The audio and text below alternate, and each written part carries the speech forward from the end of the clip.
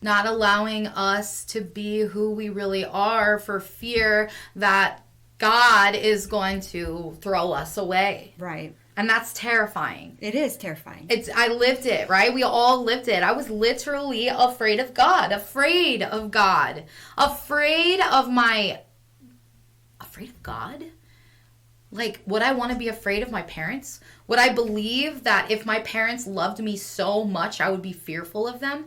That's not what love is. I'm a parent, you know? Like, I can never imagine my children being fearful of me. So that, like, threw my whole view of God in, like, I'm supposed to be fearful of something that loves.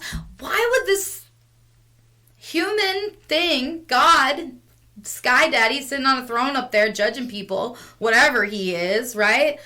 Why, if he loves me so much, he's going to throw me away to hell for eternity because I didn't learn my lesson one time?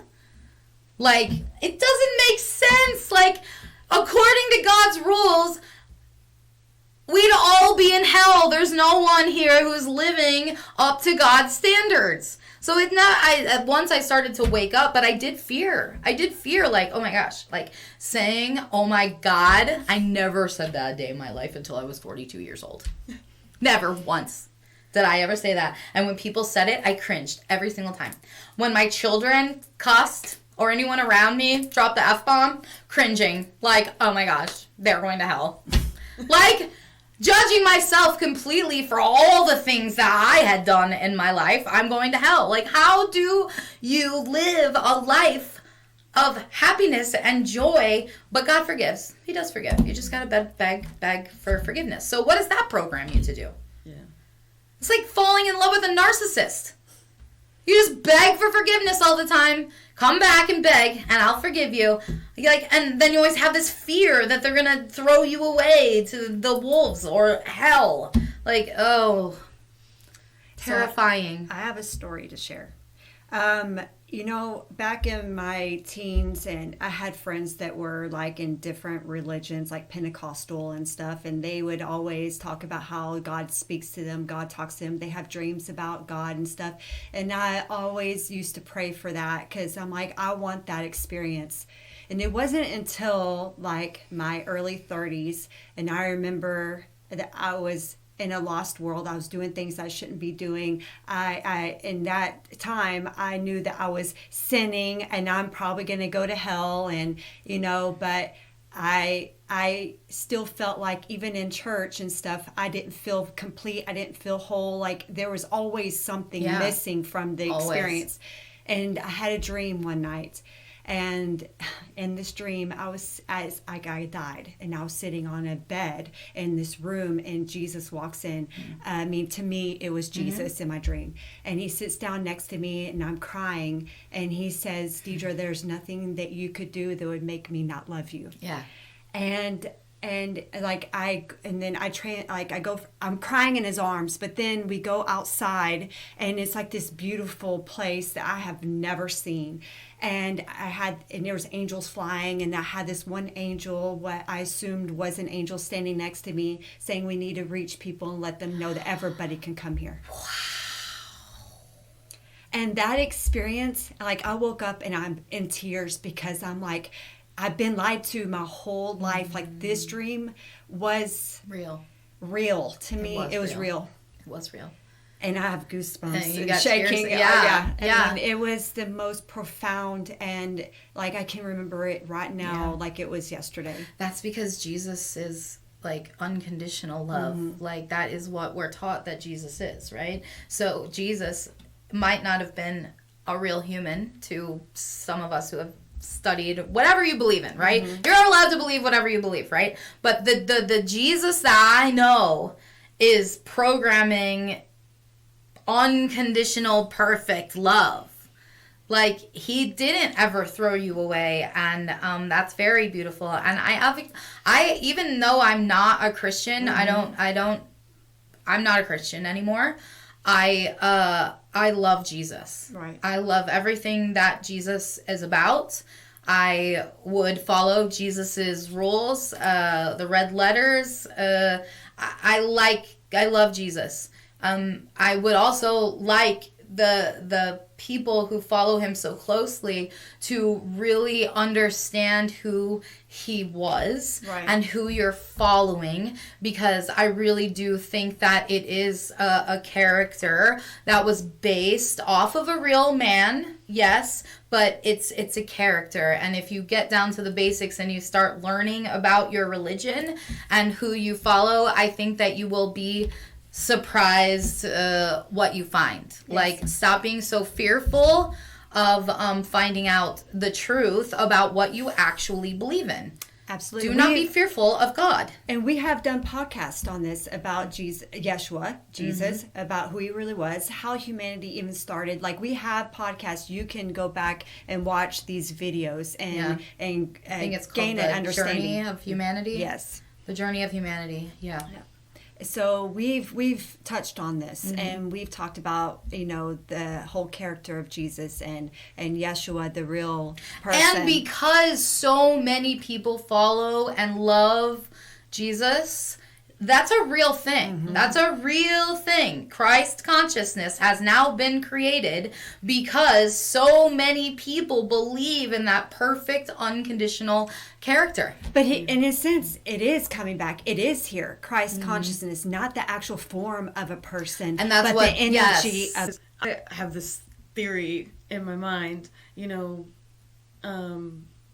before Jesus, the Holy Spirit, or whatever you want to call it, wasn't inside of all the people. They died, and ancient Jews believed in Sheol, which was kind of like the underworld. You just kind of... I love that you have knowledge. Okay? I have a lot of knowledge. Yes. I have a lot of trivia to know about this. Yes. So, my theory is, Jesus, being the Son of God, incarnating, he places that kingdom of God within you. He sanctified all the human bodies so that they could contain the high frequency spirit, that we all experience now, that we have access to, because he did that. So I feel like, as a witch, as a Satanist, you can be a Christian and love Jesus, because Christians are not, like you said, like, it's been obscured. Right. The message has been obscured. There has been, at some point, people who have made it confusing and have confused each other.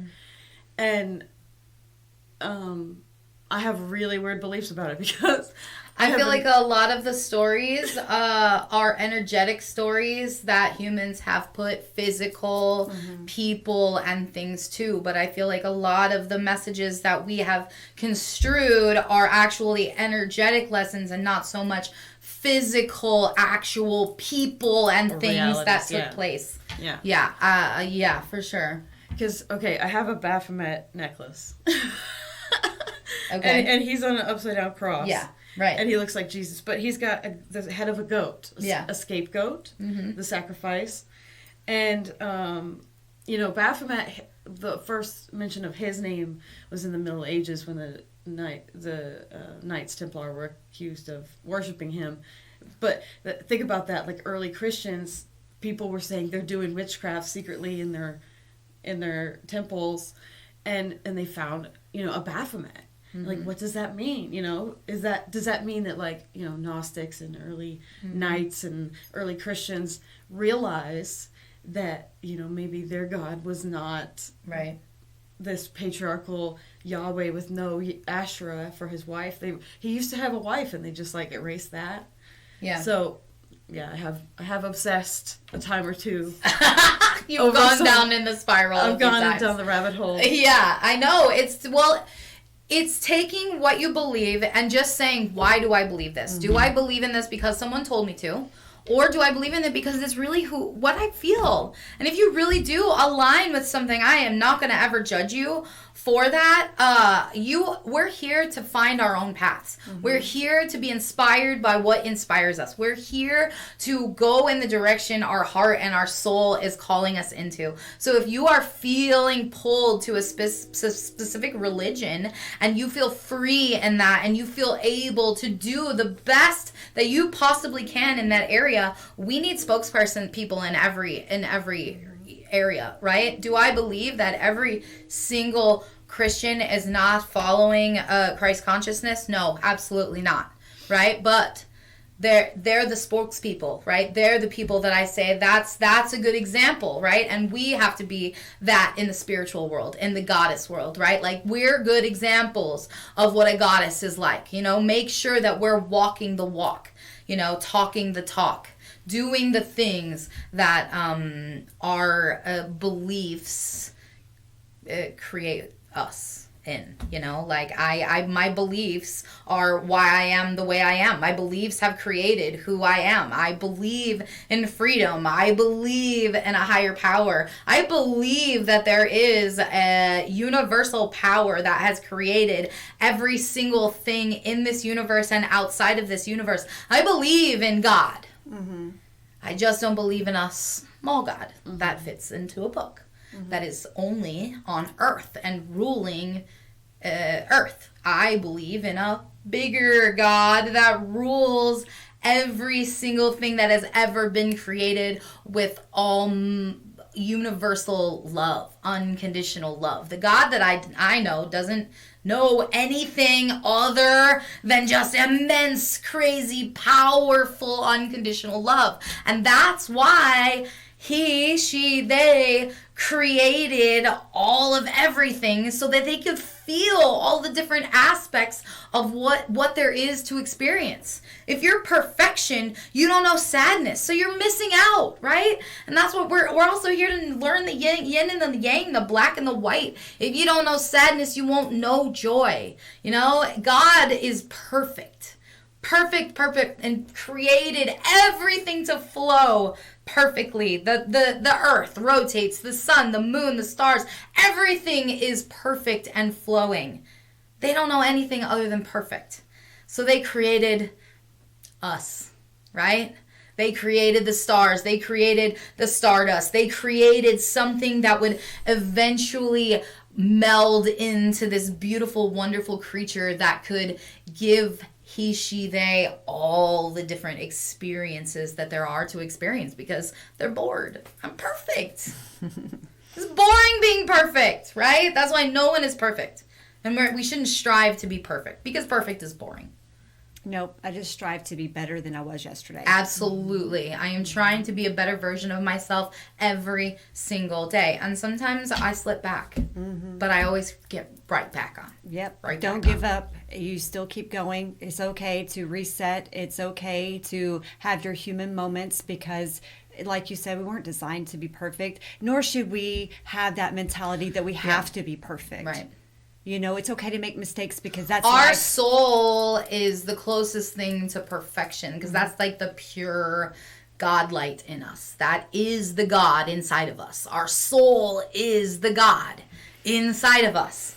So each one of us have God inside of us. I don't believe that God is something separate from me. I feel like God is me. I am living God's experience through me. So what kind of experience do you want to show God? What kind of experience do you want to show this wonderful...